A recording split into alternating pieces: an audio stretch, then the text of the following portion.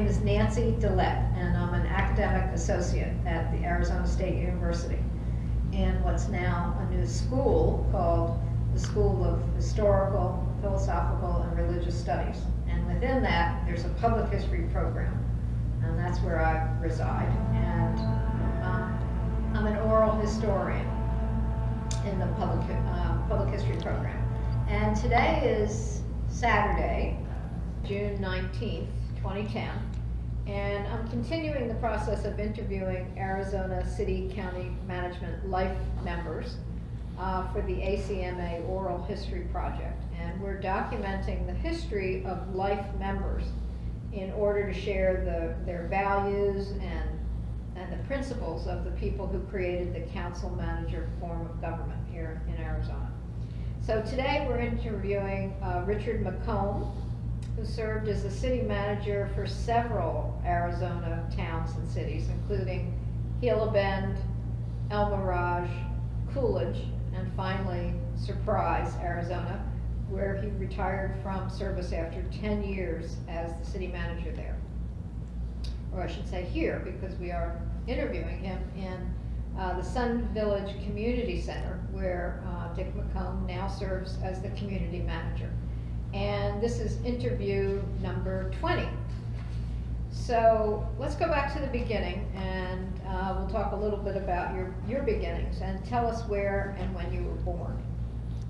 London, Ontario, Canada, 1934. Okay.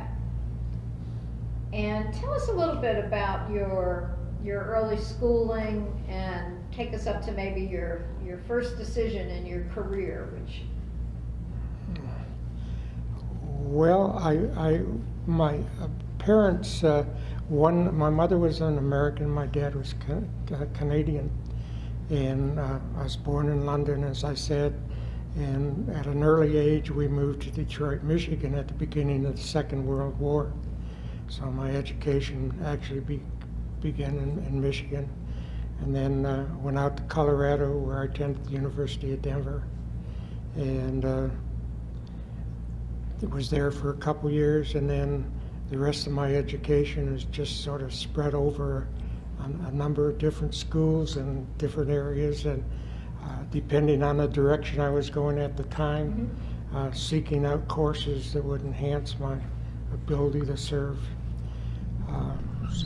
Your father was a newspaperman, is that correct? He worked for newspapers for a number of years, and then ended up with his own business.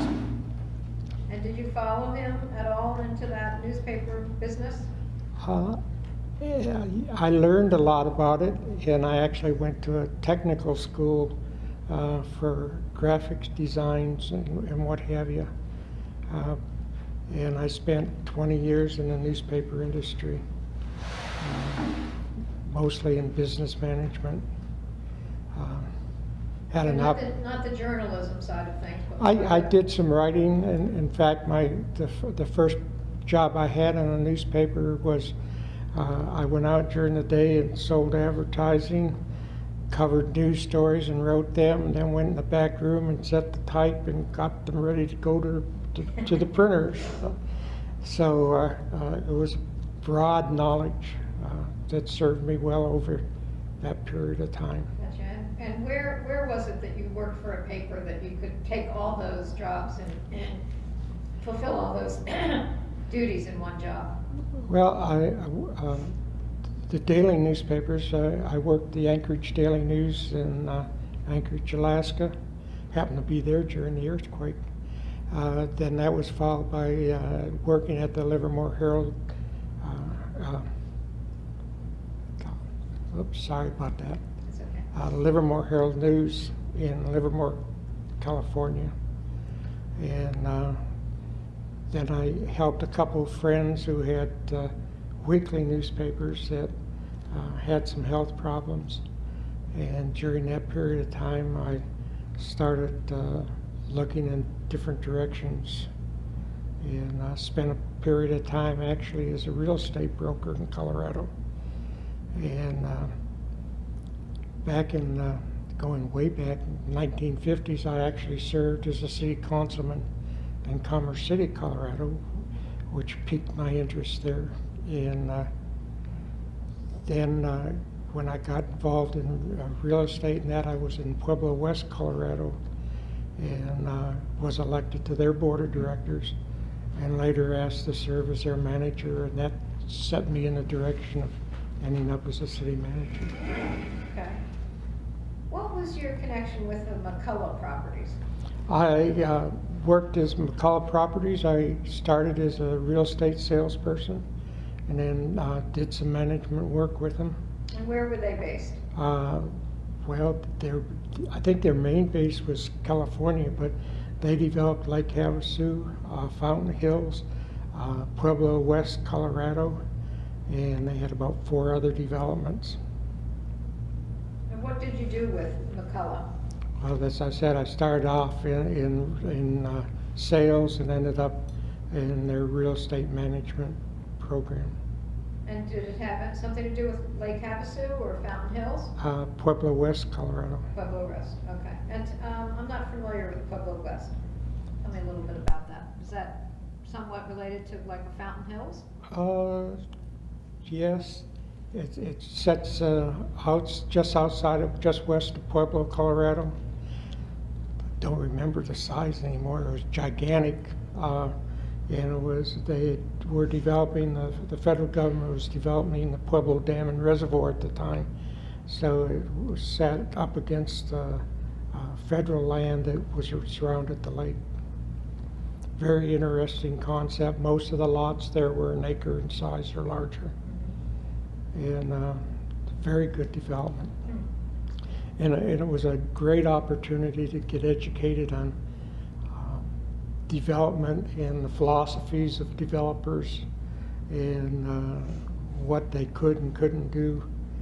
And this really served me well, especially here in Surprise, when I had to be on the other side of the fence dealing with them. Interesting. Talk a little bit more about, McCullough was really one of those iconic, large-scale developers. I'm not sure the country had seen that kind of thing before. So can you talk a little bit about the kind of opportunities they were able to take advantage of, what was happening in the 60s that made it possible for them to do what they did with federal projects? Yeah, McCullough developed an interesting concept, and they purchased large parcels of land and then developed them. I believe the first one was at Lake Havasu, and actually what they were doing at Lake Havasu is McCullough outboard motors, and they were testing their motors down at Lake Havasu. And Lauren Pratt, who was an associate of McCullough in a land developer and what have you, got them interested in buying the land around, which is not Lake Havasu, and developing it. And the approach McCullough was using is they were developing the land, and then they were selling it off in parcels, either to individuals or to builders. And they never really got involved in the building of homes, just the development, which later became the way to go. The one thing that they did that was probably different than anyone else is they had a program. They had a program where you flew the people in from all over the country, and they actually stood on the property before they bought it. And this was their philosophy. McCullough owned his own airlines. And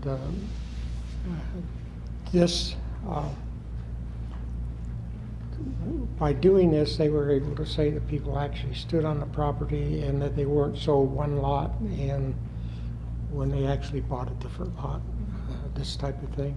It was a good philosophy, but they would fly 1 or 2 airplanes a day, almost every day of the week, into Pueblo West, Fountain Hills, Lake Havasu, and they had a good operation.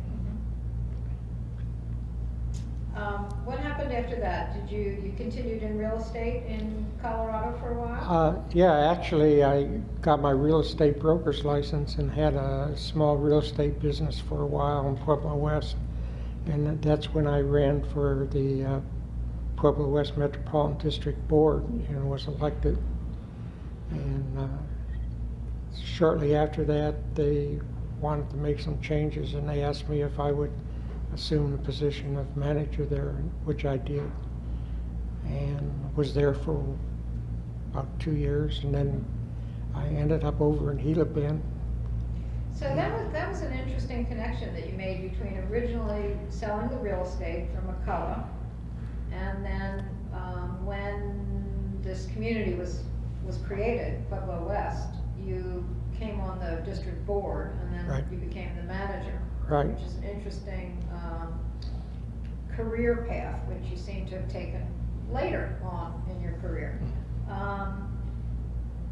What were the kind of experiences you had as a real estate person from McCullough that made you suitable to be on the district board? And were you able to continue to work in real estate when you served on the board? I kept my business open for about 6 months while I phased it out and closed it. And I think the key was the history I had on Pueblo West and the point it was in development, and the fact that I was pretty knowledgeable about what McCullough had done and what needed to be done and what have you, and it just sort of lent itself well. And during that period of time, I paid a lot of attention to development problems, the design and building of streets, and the many facets that go into development that actually the district was going to be assuming over a period of time. I see. And how long a period was it that before Pueblo West actually assumed responsibility for the city from the developer? Well, when I was there, it was at that time that they, it's just like any development. You know, you have a declarant who's the developer. When I got in there, this was already in the process of changing. And then when I ran for the board, it was an independent board from the developer. I see. Okay, so what brought you to this? That's actually a really interesting story, which if we have time, I'd like to come back to. Because I don't think any of our other city managers came into their career in city management the way you did.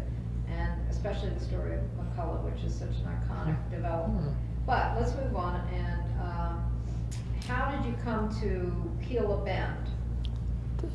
It's Gila Bend. Say it again. Gila Bend. Gila Bend. Yeah. That's very interesting because while I was working as a district manager in Pueblo West, most of the roads were gravel roads and what have you, and we were looking for processes to eliminate the dust and build the roads. And I got involved with Mobil Oil and their engineering department over a special type of asphalt called Fomex. What was it called? Fomex. Fomex. F-O-M-E-X? F-O-M-A-X. F-O-M-A-X, okay. And I became somewhat of an expert. We bought specialized equipment, and I was able to train our crews to lay it and what have you. And worked very closely with the Union Oil engineers and what have you, who were developing the process along with some others. And we were laying the Fomex on our roads, and I was sort of ramrodding the operation. And I got a phone call from a contractor in Gila Bend who was doing a job at Laughlin.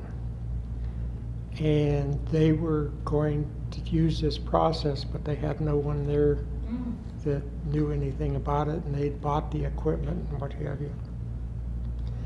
And they asked me if I could come over and give them a hand. So I took a couple weeks off and went over there and helped them get organized and what have you, and showed them how to use the equipment and what have you, and struck up a friendship with that contractor and what have you. And they were stationed out of Gila Bend. I see. And What was the name of the contractor or the business, if you recall? no. Don't recall, okay. What was the process that people would have used before Fomex? Oh, just basic asphalt. And Fomex is a product where instead of using larger gravel and what have you, you use mostly fines, and you put it through a process where you inject hot oil at about 180 degrees, and it is hot oil is processed into the fine materials.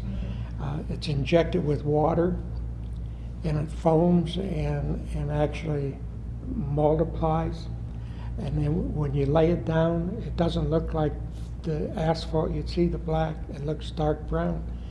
Then as the moisture from the water evaporates, it tightens up this material and it binds tighter and becomes stronger than asphalt. The problem with the material is once you put that down, you got to put a layer over it, because if you drive on it, it'll just unravel. Is it still in use today? As far as I know, it could be. It's used a lot more in problem areas where they have problems with the sub-base, and they'll go in and maybe put a foot of that under the normal asphalt, I see. and it gives it a stronger support. I see. Okay, so the contractor was based in Gila Bend. Yeah, and we were on vacation, and we went through there, and they invited us out to dinner and introduced us to some people, and at that time, Gila Bend was looking for a manager. I liked the area and the opportunity it offered, and they... What were some of the things that they were looking for in a manager at that point? I think just some management expertise, people that could deal with the normal problems of a small community. Keep in mind, there are only about 1,900 people there. So, did you also have some background in public administration, or did most of your experience, most of your training come from on-the-job training? A great deal of it, but I took a lot of courses in accounting and management. In those days, there was no such thing as governmental management courses. They just, you know, I'm envious of those that are coming up now that have an opportunity to get this training in school. And you know, some of the retired managers here, like Marty Vanderhoer and what have you, they do a fantastic job of training and teaching these people. Yeah. That's a great program, and I'm certainly glad to see it. Yeah. So you were part of that generation where what was really attractive about somebody like you that was looking for a city manager was your kind of engineering experience and your accounting experience and your real estate development. Public relations. Public relations, kind of, rather than coming through a public administration program, Right. which would have happened in subsequent years. Right. I understand. Right. Okay. So, what about Gila Bend made it attractive for you and your family? Were you married by that time? Oh, yes. Was your wife interested in making that transition from Colorado to Arizona? She's been pretty supportive of our changes and what have you. I just liked the people at Gila Bend. I really did. They were nice people, Um, I think that there's always, especially at the age I was at, that you work 10, 12 hours a day and you sort of get burnt out and you've done everything, and you're always sort of looking over someone else's shoulder to see if the grass is greener on the other side. And there was just, as I said, there was just something about Gila Bend that we really liked. And so we decided to do it. And some neat things happened in Gila Bend. Do you want to talk about Yes, those? please. This is a 25th, this year's a 25th anniversary of a scholarship program that I started down there. I had two daughters that graduated from high school in Gila Bend. And when they graduated, we were fortunate that they were offered a lot of scholarships. And that frankly bothered me, because it was scholarships that they couldn't accept all of them and what have you. And I was looking at Gila Bend and the kids that were graduating and the potential of them being able to go on to higher education, and it didn't matter if it was college or technical school or what have you, and there was a lot of them that just weren't going to be able to do it. And so as a member of the Rotary Club, we got all the clubs and businesses in Gila Bend together, and we said, let's set up a program where we put out one application that they can fill out, and we all look at, and we all get together, and we take the monies that we have, and we see that every kid graduating that wants to go on to higher education could get some help, some financial help of some sort. They celebrated their 25th anniversary this year and putting out over $300,000 over that period of time. And I think that's probably one of the best accomplishments and that I've had in all my experiences, because over the years, so many kids have been able to get some benefit out of it. And there's still 3 or 4 members of the Rotary down there that were with me when we started that program. That's wonderful. Yeah, Congratulations. Yeah, 25 years. probably the neatest thing I've ever done in my life, to be honest with you. Get that thing going.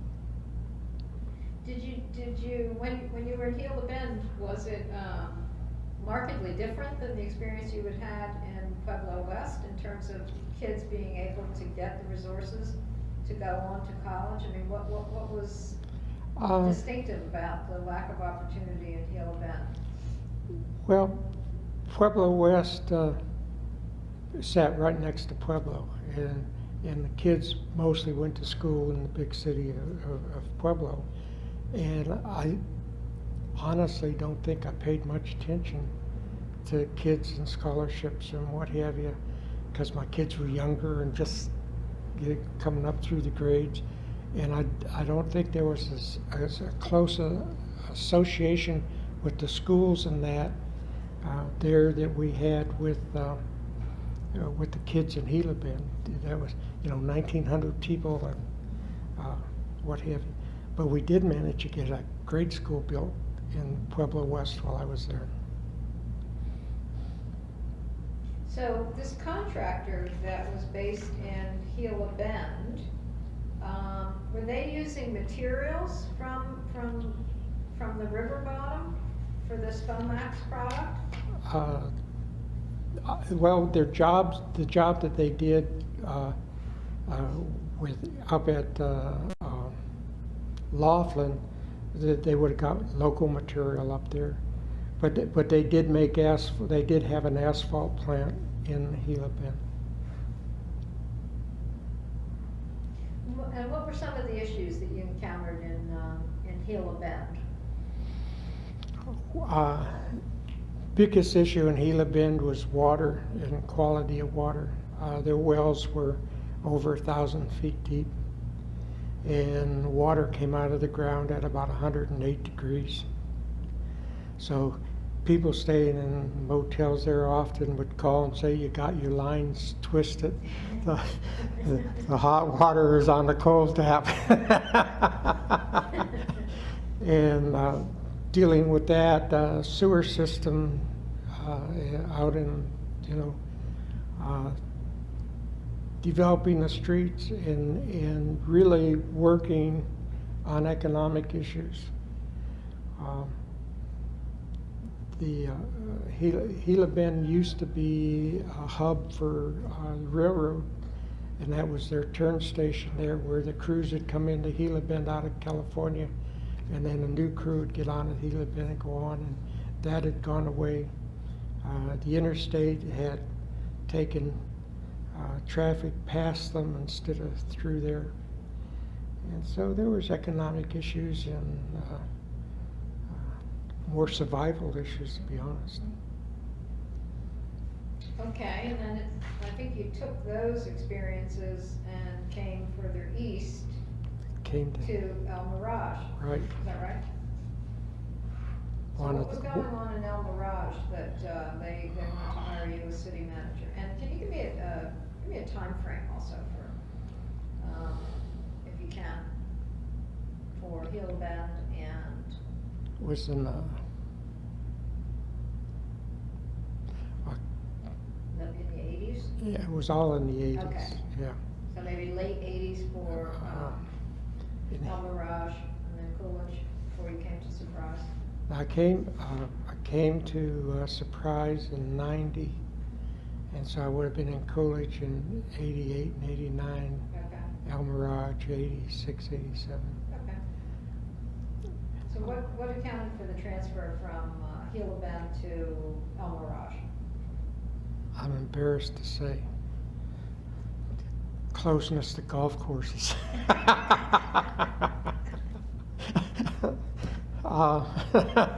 That's I like that. It's an honest answer. that and you attend various meetings and get to meet different people and what have you. And Now, were you a member of ACMA at that point? Oh, yes. Of course. And, okay. Were you serving on the board or anything like that by that time? no, I'd served on the board in the '90s, but Okay.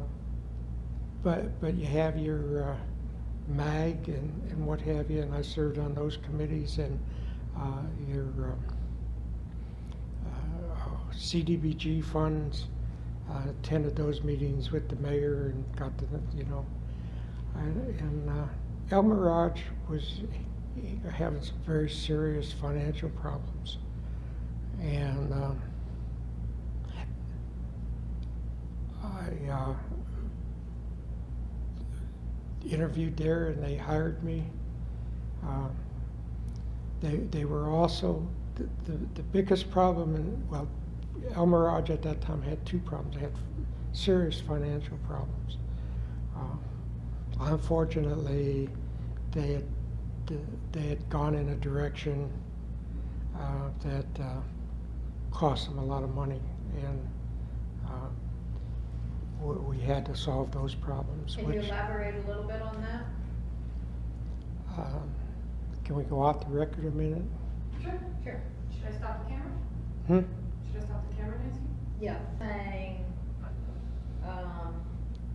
Okay. any part of it that you don't want to say, because we can talk about it. Yeah, I think it's important for us to know, I mean, you have a reputation for going into a place that has suffered some problems, and you're going to try to straighten things out. So when you got to El Mirage, they had these They had problems. financial problems They had. because of the commitment to an infrastructure that Right. maybe wasn't the right direction for them to go. They had been sold on an idea that if the city went into the cable business, that it could generate a big income and what have you, and they borrowed some large sums of money against it, and this money just wasn't the appropriate amount thing to do at the time, and the company in the financing went sour. it wasn't used properly. So they were faced with that, and they were also faced with a very serious sewer problem. In fact, the city had no sewer system. And these were all small lots, and they needed to address that. So we were able to refinance the city and get it on a sound basis. Actually, when I got there, the debt service to the city was more money than what the city's income, total income was. And so, you know, some serious things had to be done, and some management cleanup had to take place, which we did. And So by then you had a reputation because of your experience in roads, sewers, finances, to be kind of a go-to person to help a place that was facing some infrastructure and financial problems. yeah, I'm not going to say that I was an expert in any of those. I think the key to my success is being able to find the experts and work with them and use their brain power to get my job done. And I really think that's critical. It's not how smart the manager is, except for the sense that they need to surround himself with the people that really know what they're doing and be able to listen to them and use their knowledge for the betterment of the community. This is it. You know, no one person knows everything.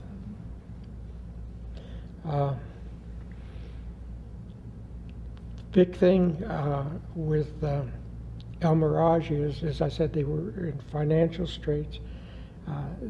They were reaching a point where their backyards, because the septic tanks and that were so close together, were getting in critical condition health-wise.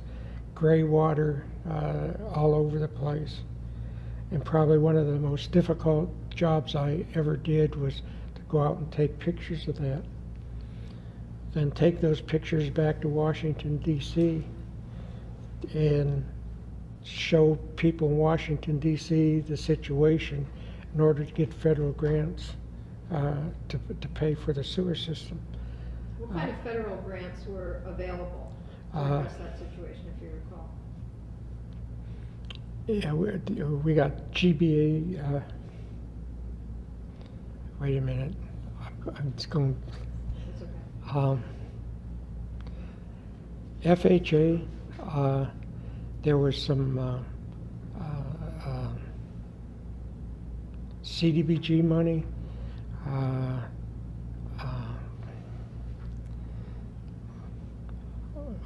What is it? I'm trying to think of the other. Home,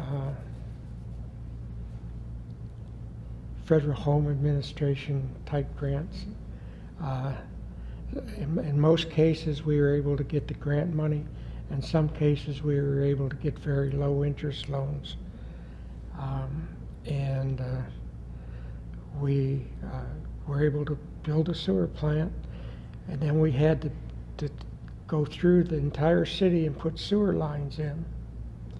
And then after that, we had to go on to each individual property, run the sewer lines in, pump their septic tanks out, and fill them with dirt, and hook up the sewer lines to the homes. And to do this, we had to get every property owner to sign off on it and agree to it. And we did 100%. And so we had to do all that construction work and what have you. And we managed to get that project finished too, so the city was finally on a sewer system. Give us a sense of the kinds of numbers of people that you had to hook up. What was the population, if you can recall?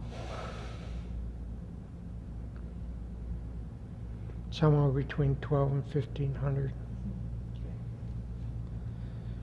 You know, and All it, property owners we were, cooperated and. yeah, some areas you had to cut their streets right down the middle, other areas go in alleys and then go on to their property.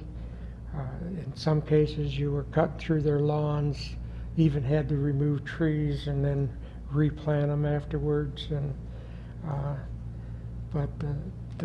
yeah, you know, I think probably the most interesting thing about that was as we were finishing and what have you, and you drive around the town and what have you, and remember El Mirage is a low-income area, and it was always great that the people would come out of their homes and thank you for helping them and express themselves that, you know, that was really great, and the health of their families was being enhanced and what have you.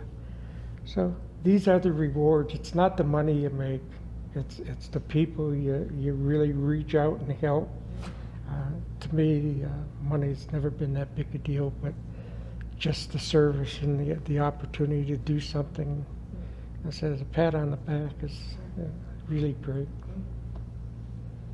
And what took you from El Mirage over to Coolidge?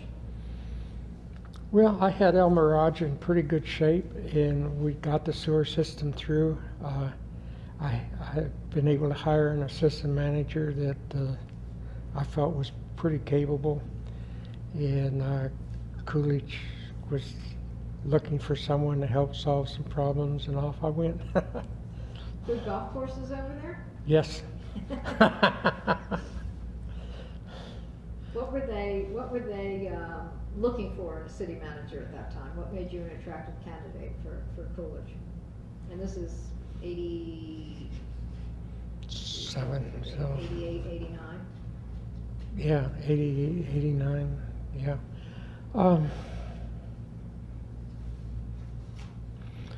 Economic development was a key factor over in Coolidge.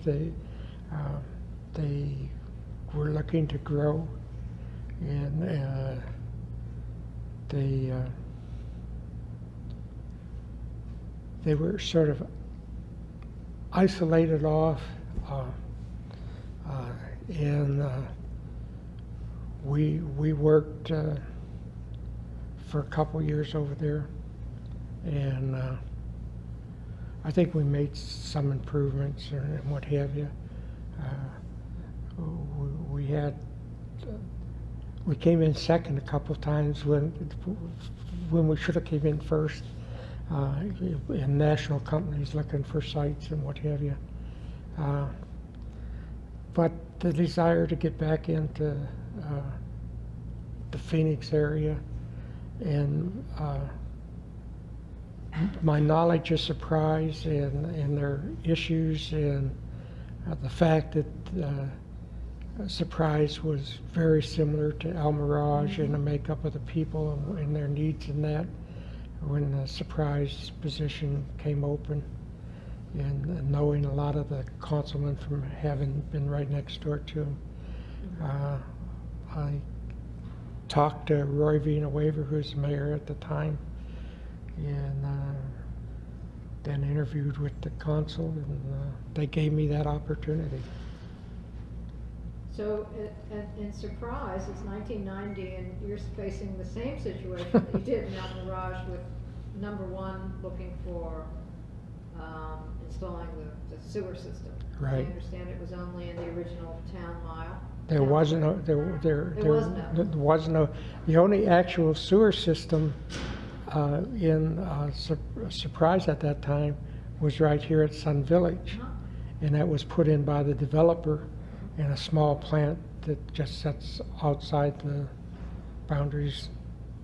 And so the rest of the city needed to get a sewer system, and I think that probably my experience in El Mirage and maybe success, depending,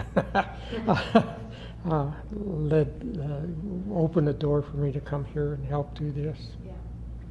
So talk us through that system. Was it much different than when you had done it in El Mirage? Anything remarkable about how you made that happen here in Surprise? Uh, Funding mechanism or? Funding was a little different, and there was actually some stuff on the table at the time that wasn't going to work, that needed to be cleaned up, and but it was pretty much the same thing. You're going off and building a sewer. The sewer plant location was further away, but which just meant you had to build a larger line. But in the square mile itself, it was the same thing, going door to door and down their streets. And the other thing that was different about Surprise is the size of Surprise, land-wise, and the potential for development, and looking to site a plant where it would be able later to be expanded and to accommodate the future growth, and acquiring that land and what have you. So in 1990, when you take over as city manager, there's a lot of growth going on in the West Valley. And from what I understand it, Surprise, did it think of itself at the time maybe focusing more on retirement? Surprise wasn't focusing more on retirement, but everybody around Surprise thought that nothing would happen out here in the Northwest Valley except retirement. I see. What we had to do is go out and convince developers that Surprise was not going to be a retirement community, but it was going to be an opportunity to build family homes and provide the support that the retirement communities would need. Retirement in itself, the retirement communities in themselves are an economic base. They require all the services, and probably more so than a normal community would. And so accommodating that, and so we were working on that. We also were working with Del Webb, who preferred to do their land developments in counties rather than in cities, that the government in Surprise was stable and that they could come in here and build a retirement community through a stable government and have a good working opportunity. And then we got Sun City Grand, which has been very good. At the same time, we were working. Were other cities vying for Sun City Grand, or was Del Webb only considering county land before you tempted them? I don't think Del Webb was in this area. Wasn't talking to other cities. It was Del Webb used to own property where they did now, and then they had sold it off. And the fact that Sun City West was pretty well built out, this was an opportunity to come across the highway and do it. So they were looking at it. They just needed to be convinced that they could work well with our city government and get the job done. I see. I just want to ask you, since you had that experience with McComb, how did that come into your ability to work with the Del Webb Corporation when you were trying to? I think it was a great asset because I knew exactly what they were thinking and what they were talking about, what they were capable of doing, what they'd want to do and what they wouldn't do, and then what they would do if they were pushed to do it.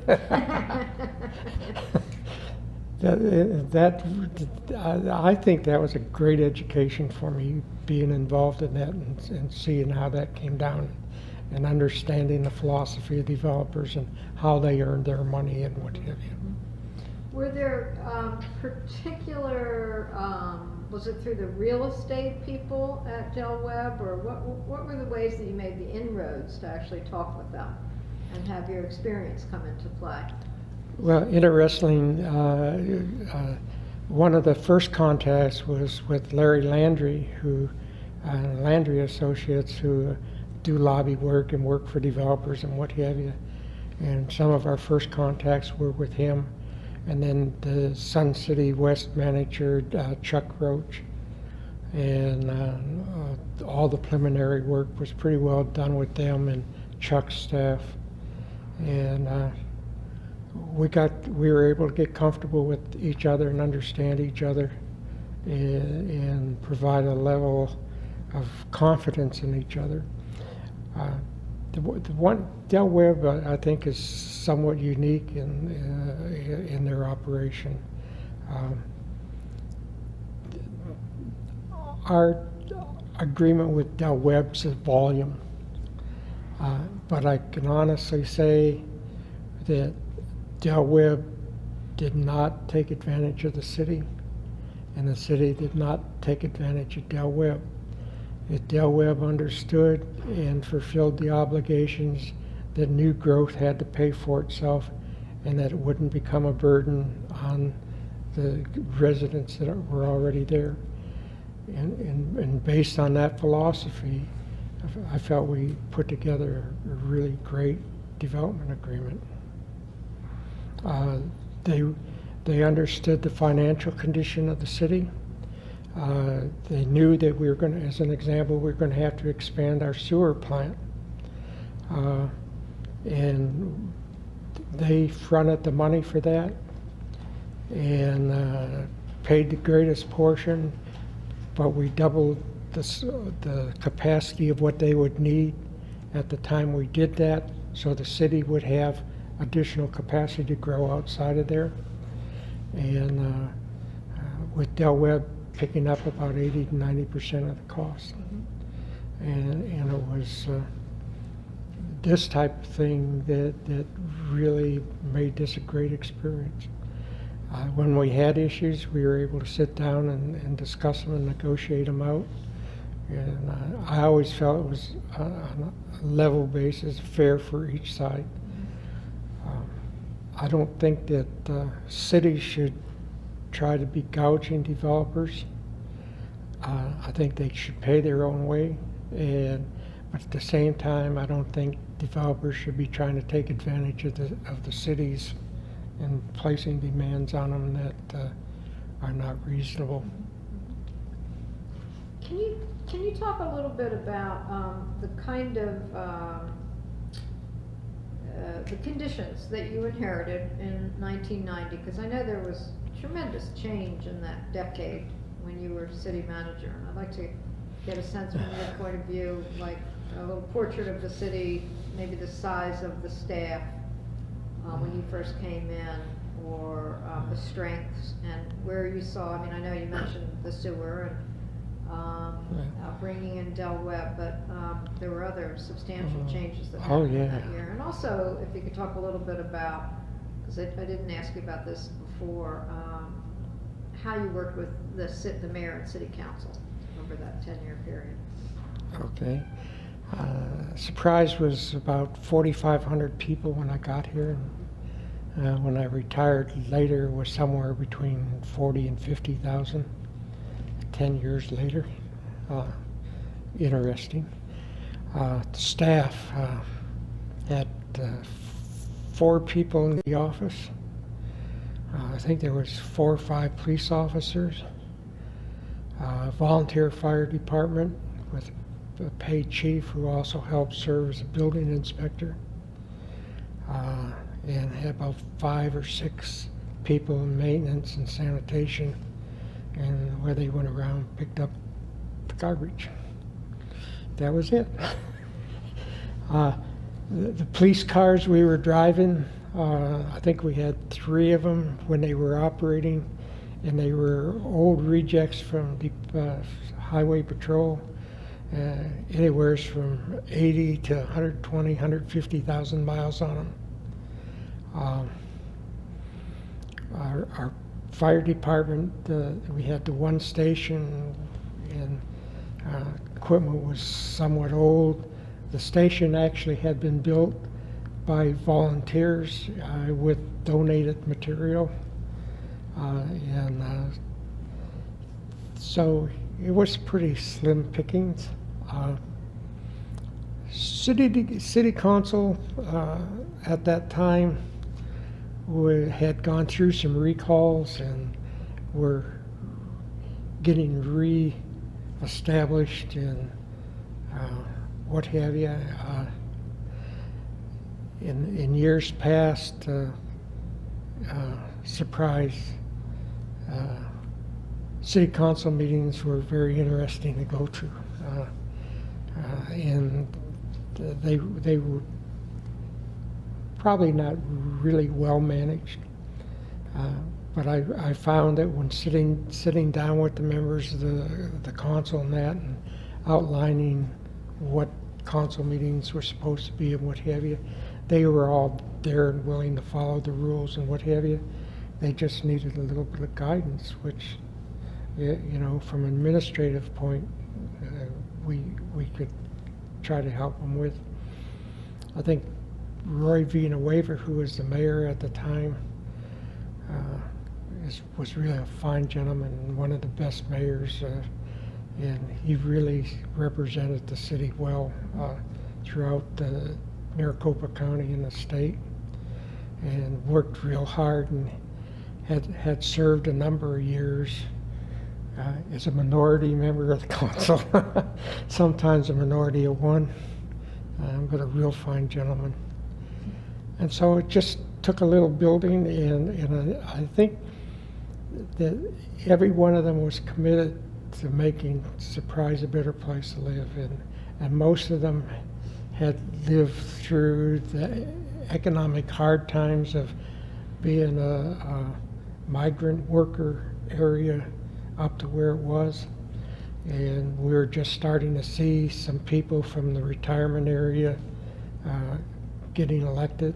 And then there was 65 homes in Kingswood Park at that time, and Joan Schaefer had lived there, and she came on the council, and so we were starting to get a more diverse council, and it worked pretty well.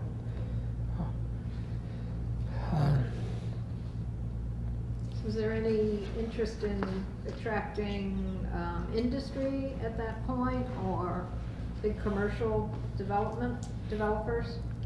Well, later on, we were able to work with developers in the development of where Home Depot and Walmart is. I used to call it the Golden Triangle. They don't call it that anymore. I said, that's where the gold's going to come from, folks. What was that location specifically? It's Grand and Bell and Litchfield, that triangle in there. And then across the street were Lowe's and what have you. And we worked with the developers there and got that project going. And again, that was an interesting experience both for the developer and for the city, because at that time we were moving along and we had a little bit of money in the bank and what have you. So when they approached us, and in those years, developers for commercial properties were getting a lot of big incentives from cities and what have you. And our position was that we would help with the infrastructure around it, but we would not put any money into the development itself. And we offered $1 million of city money to do the necessary street work. There had to be traffic signals in there, had to be some right-of-way bought to get Litchfield going properly out on the Grand Avenue at the north. And that we limited ourselves to that $1 million investment. The interesting part there is we were going to pay the bills as they came in and not ask the developer to finance it and pay them over a period of time.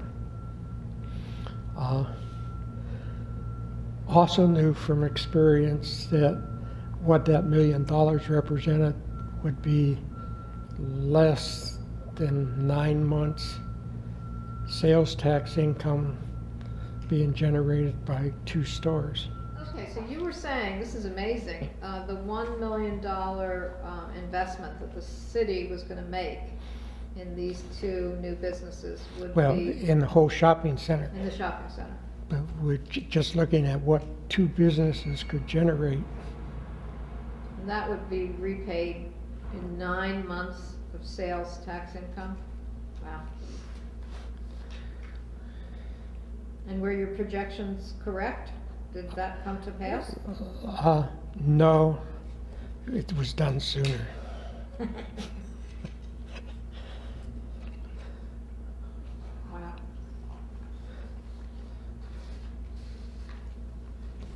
Wow. So, What about contracts with the relationships with the single-family home developers? Did that all really get started in the 1990s as well? yeah, we started that. That was a key element because we basically said that in those days, and I don't know what their projections are now, but we said that we would want a balance of no more than 40% retirees versus 60% families in the city. And Talk to me about why that calculation, why that formula?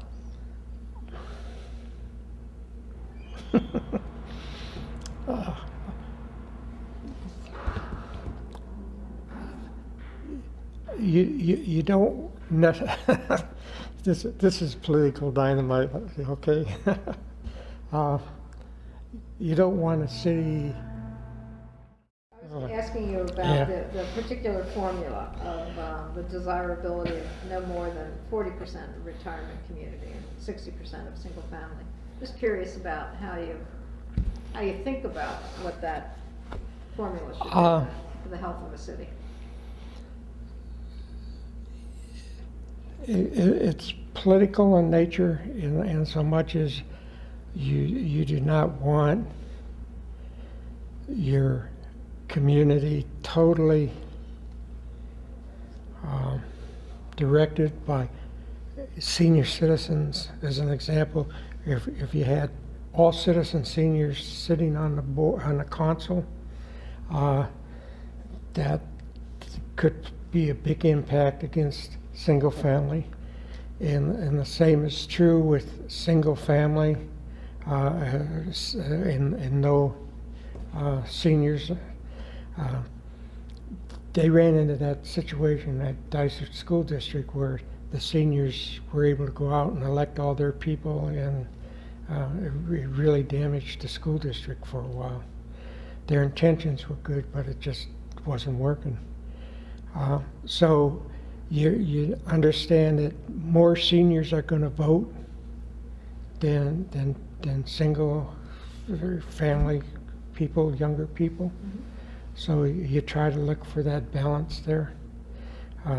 Since that time, they've gone to districts, which helps support that idea even more.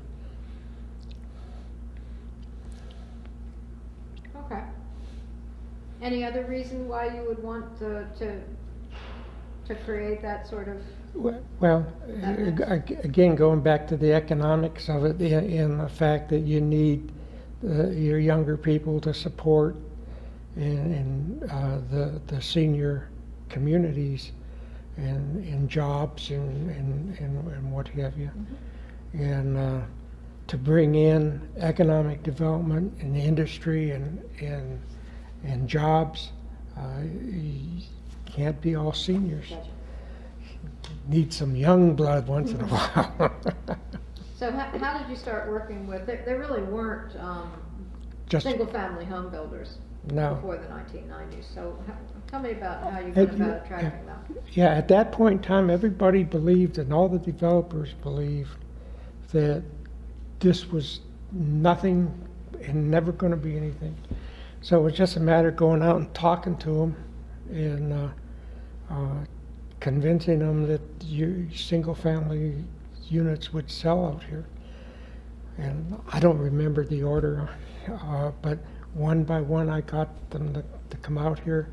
I also got some of the large farm property owners to pay more attention to the fact that they should work with developers more and not just expect a lump sum amount of money to come to them and walk away, because developers were going to ask them to participate with payment as the development took place and what have you. So we did some of that, and bit by bit we were able to get different people in. When Sun Village was built, and this was built back in, started in '86, it was, who was it? It wasn't Poldy. I'll think the name in a minute. The developer did build 65 units next door that were single family. And this was designed to be a retirement area, and then another element of the total development was going to be single family, and that started, and that was when the big bust with the savings and loans took place, and that stopped that for a while. So we had to overcome that thing too and get people back out here and interested. So just talking, sweet talking, just talking to them and convincing them this was good, that the city would work with them. And you know, we didn't give them the key to the city, but we gave them the opportunity to earn the key. So you were doubling your population every year for a while there in the 1990s. Yeah. And what were some of the other things that you wanted to bring into the city? Well, the big thing is we needed to bring in commercial business, stores. You know, we didn't have anything in the way of grocery stores here, and all the shopping was done down in Peoria and Glendale, and we had to keep those dollars at home and get those sales tax here. So the shopping centers and grocery stores and what have you. And what really helped us there was the development of the area, as I said, the Golden Triangle, where Home Depot and Walmart came in. And Walmart, this is one of the best stores they got in the country today. And that helped draw the other stores in. I knew from experience in the newspaper industry, as an example, if you build an Albertsons, you know Fry's is going to build across the street from them, and they're not going to let the competition get ahead. So you just worked and worked till you get that situation going for you. So this is a huge transition that's taking place, because before the 90s we're really talking about cotton and melons and Rose gardens. Rose gardens. Yeah. And what were some of the issues that came up? So there's a lot of growth in mind, and that's all seen as very positive and something the city wants to do. Is there anything at stake for the city when it's on this big? Is there any what? Anything at stake for a city when it's on such a growth spurt? Well, it's really difficult to operate a city that doesn't have a growth pattern. Just financially, it just seems to be something there that you need to generate growth and new revenues in order to continue to make progress.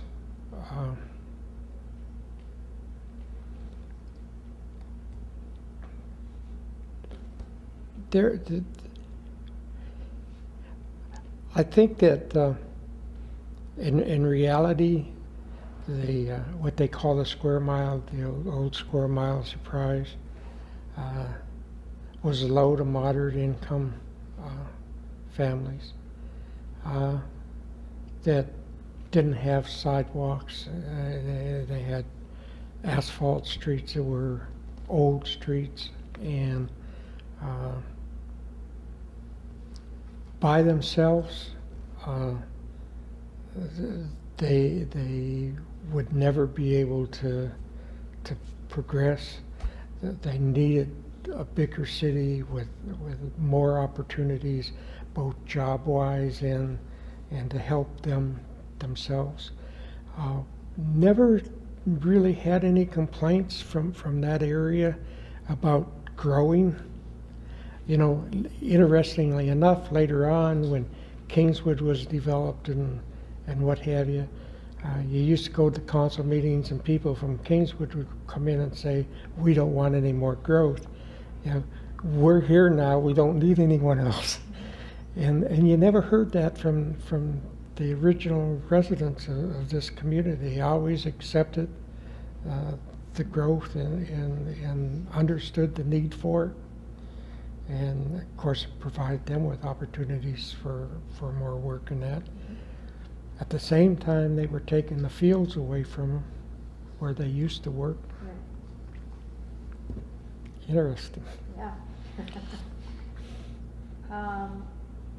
Talk a little bit about what was the vision for the west side. I mean, it's not just Surprise that's growing, but the whole west side is re-envisioning Well, what its role was and what its...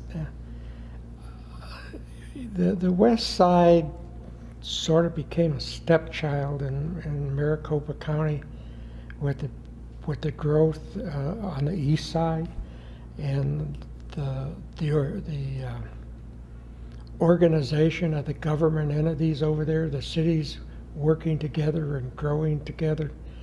And for years that just didn't happen over here.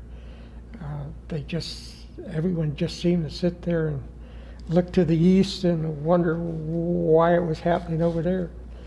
And I think that there was a lot of good people from Peoria and Glendale, Avondale, Goodyear and what have you that started recognizing that they had to get together and work as a team to bring growth over here.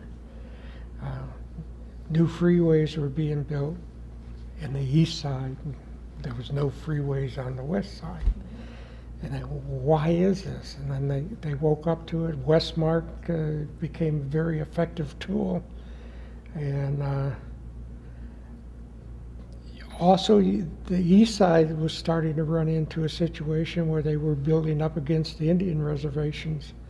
And land for growth was becoming more limited, which opened the door to the west side more, and some of the developers were starting to look for cheaper land and more land and what have you, and just a timing element. It was fun to sit back and watch it. What about, were you part of the effort to bring spring training out to Surprise? No, actually, I'd never seen that. The park area where it is and what have you, that was a concept that we developed right across from here, between here, Bell Road and Greenway and Litchfield and Bullard was a square mile of land that used to be owned by the Air Force and then the city of Phoenix. And we were involved in negotiating that with West Corps, Rick West and his team to open it up. Because one thing that Surprise never had was a downtown, a city center. And this is what we were working on at the time. I actually was pushing more for international type indoor swimming complex to hold Olympic events and this type of thing.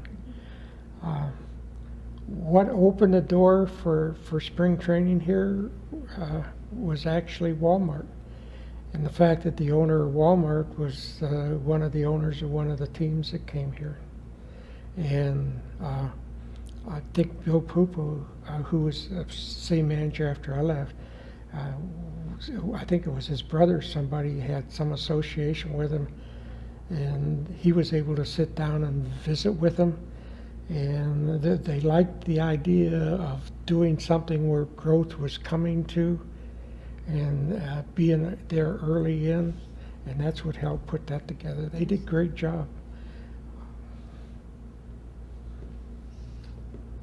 I wanted to ask you to just talk a little bit about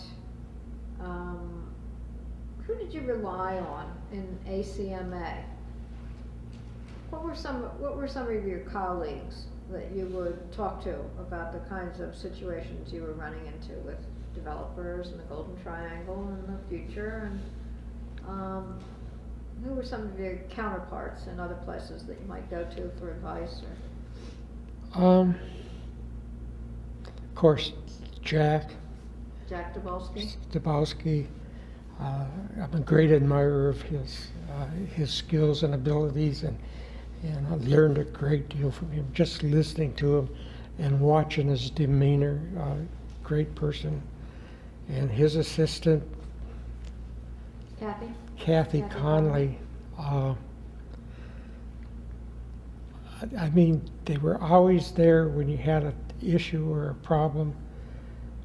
You could call on them. They would help you, and they were two great people to have as mentors, and I felt them to be that way. As far as other city managers, I think most of the city managers, if they got any sense at all, will learn from each other. Marty, and down at Glendale, he was always willing to assist and give you input. Steve Cleveland over at Goodyear.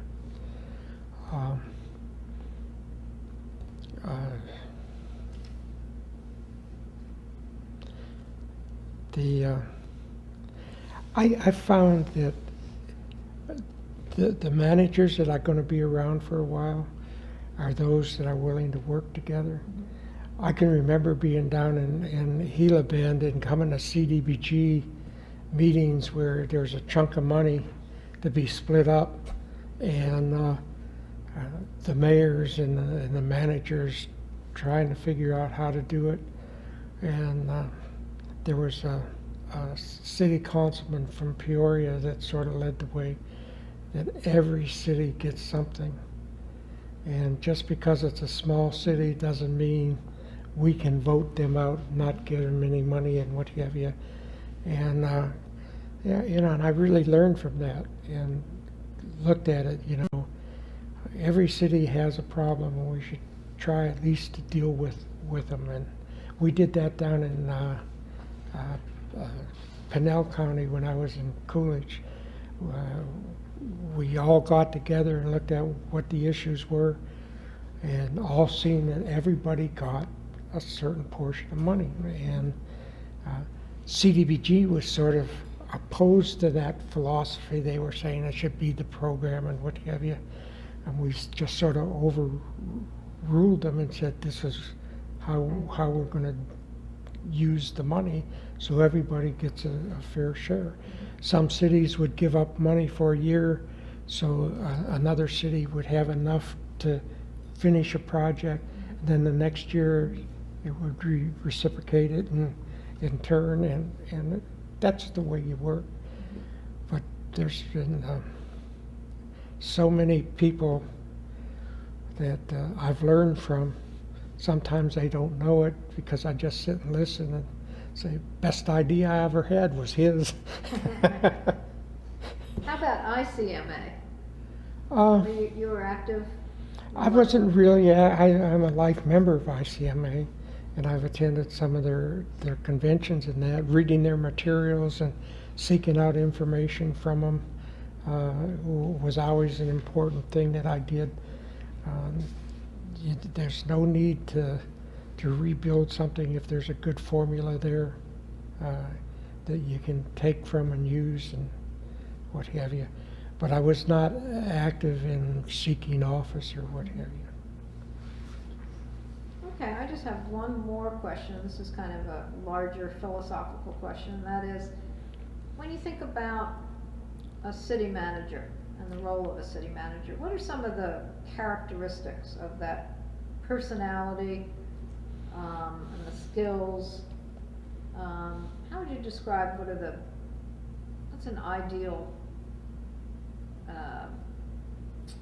menu of those skills and personality that make for a good city manager? Honesty and integrity, willingness to sit down and talk with every one of the constituents. I've always maintained an open door policy. If I wasn't in a meeting and a resident came into the office, I was available to talk to him.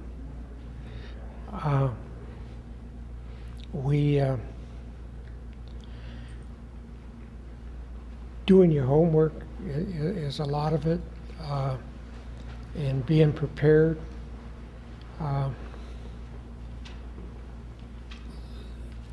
Not taking setbacks personally. When you develop a program, the city council either buys it or they don't buy it. If they don't buy it, they will have their reasons why you don't, and not to walk out the door saying, hey, they didn't let me do what I wanted to do. That's not the issue. And probably the most important element is surrounding yourself with people that are very good in the areas they're going to serve you. I had not been afraid to call on them and use their knowledge, both inside and outside the box, by the way. You know, What do you mean by that, inside and outside the box? well, you know, sometimes you're locked into, you have an engineering staff as an example, and you rely totally on them. But I say you go outside the box and talk to engineers that may have had experiences elsewhere and what have you. And you use that information. Some people come up with, you're sitting at a council meeting and someone come up with a really, what you think is crazy idea. And you don't ignore it, you listen to it, and then you go back and think about it a little bit and analyze it and see if the idea itself is crazy, if there's elements within that idea that make sense and would really fit into what you need to do and how to get it done. So really being open to listening and open to change and innovation. Right. I guess coming from the newspaper industry when I was young, I'm pretty open with the media. If I had a problem, and I knew there was a problem coming or what have you, I would often call people from the media in and say, you know, I prefer you don't put this out yet, but to give you an idea of what's happening and what I'm attempting to deal with, here's a little background so you can do some research and what have you. And when it comes to being, I'll give you a call. And so they weren't getting hit between the eyes with something and going off in a different direction and not knowing really your side of it. And they're knowing that you're honest with them and forthright in what have you. I think that's important. So managing the media, working with the media instead of responding to it. Sure. Yeah. Why wait till someone calls you and asks you if you're bankrupt if you know 2 weeks ago you're getting ready to file. Well, why not come in and say, hey guys, we're in financial doo-doo and we're trying to work it out. Okay, I think I've asked you everything I need, but is there anything else that occurs to you that you'd like to add? I would simply conclude by saying I don't think I could have picked a better career for myself, just because I like to work with people and help people, and it's been a great ride, and I'm looking forward to my next world to see what that's going to bring. Who are you going to manage next? Oh, and just one other thing. I think it's interesting that even after you retired, here we are, we're sitting at the Sun Village Community Center. Tell us how you came to be managing yet another organization. Well, over the years, I got to know people here at Sun Village. When I was manager, I'd come out almost once a month or every 2 or 3 months and meet with them over coffee and tell them what was happening in the city and what have you. And they had watched the growth of the city. A lot of the people here will be on the 25th anniversary of this community next year. And so I was retired, and they contacted me, and I was retired for almost 6 years, yeah. And they contacted me and asked me if I'd be interested. If they needed a manager, if I could be interested in coming over and helping them. I said no.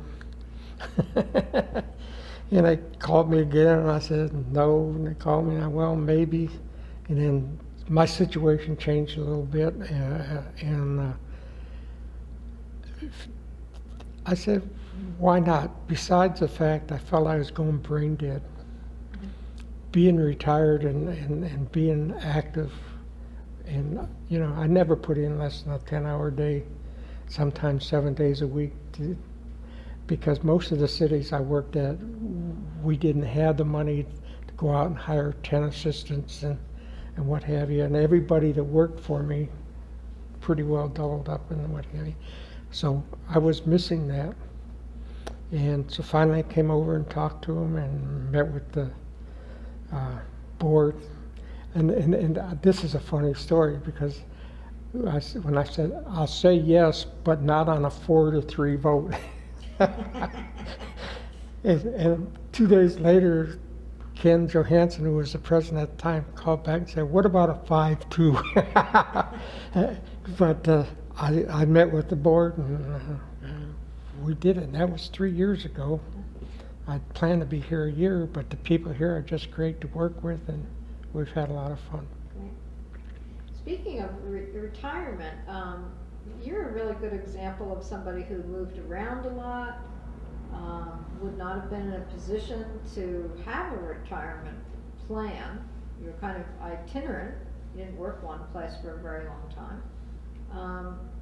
So what were some of the things that came about through ICMA and ACMA that enabled you to actually have a retirement? Well, because of my age when I got into this, ICMA, I didn't really participate in many of their programs, but I got the state retirement plus my Social Security, and they're fine. I never really concerned myself a great deal about money throughout my life. I had plenty of money to take care of my kids and my family, and I still do. And it was just never a big issue with me. Wasn't there a time frame when it became obvious to city managers that they needed the support of an organization behind them so that they would get a state retirement? Yeah, I think if I was starting out today, boy, I'd be right in the middle of that. But I think that in the last 5 to 10 years of my active career in city management, that more attention was being paid to that than ever before. The other thing is, I think the cities were becoming more willing to participate in those programs, where the cities that I worked for would have not participated. And with costs, financially, they just simply couldn't afford it. Okay. Anything else? No, Okay. I'd like the tapes now so I can burn them. No, that was good. That didn't hurt, right? Well, I don't I know. hope you enjoyed it. There might have been 20 or 30 seconds worth using in there, but no more. No, all the way back to your I mean, it's because of your McCullough experience. One of the things I think we want to try to get across to young people is risks, Yeah. try different things, all those experiences add up later. Sometimes you're a late bloomer. Exactly.